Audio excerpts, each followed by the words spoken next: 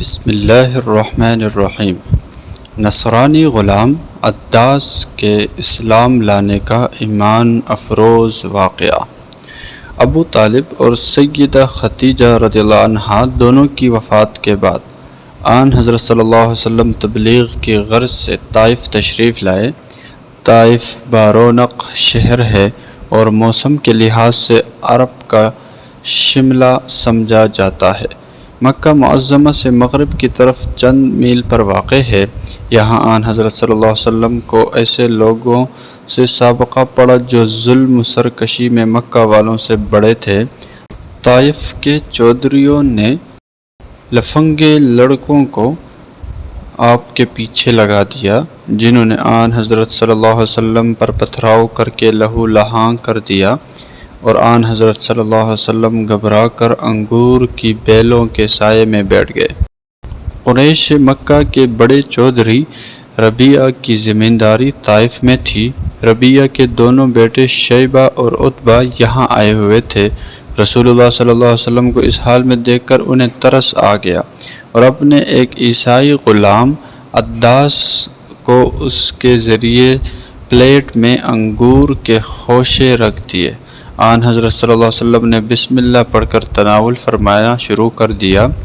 بسم اللہ پر عداس کے تعجب کی کوئی حد نہ رہی۔ عرض کیا، اے صاحب، اس بستی کے رہنے والے تو یہ کلمہ نہیں پڑھتے، خدا را مجھے بھی اس کی حقیقت بتائیے۔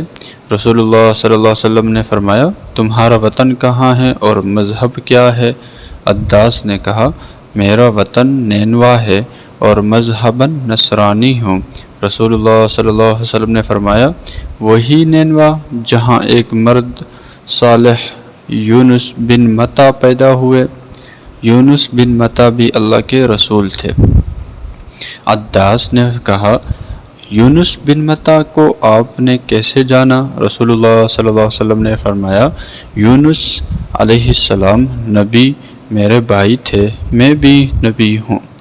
رسول اللہ صلی اللہ علیہ وسلم کی زبان سے یہ کلمہ ابھی پوری طرح ادا نہ ہوا تھا کہ عداس نے سر سے پاؤں تک رسول اللہ صلی اللہ علیہ وسلم کے روئیں کو بوسہ دیا۔ شیبہ یہ منظر دیکھ رہا تھا، اس سے رہا نہ گیا۔ غلام واپس لوٹا تو کہا، اے بد نصیب، تو اس شخص سے کس غضب کی عقیدت کا اظہار کر رہا تھا؟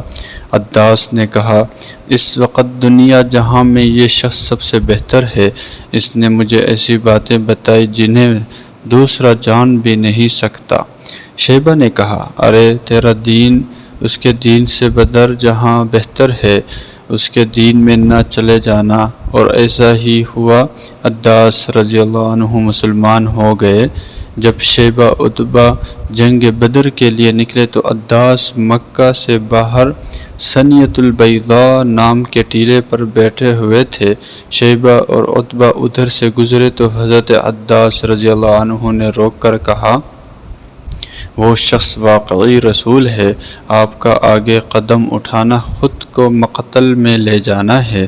مگر شیبہ اور عتبہ کی تقدیر میں اپنے سرغنہ ابو جہل سے ہم بغل ہو کر بدر کے اندھے کنویں کی نجس موت درج تھی، اور عداس رضی اللہ عنہ کے مقدر میں بدر کی شہادت کا عروج اور ایسا ہی ہوا۔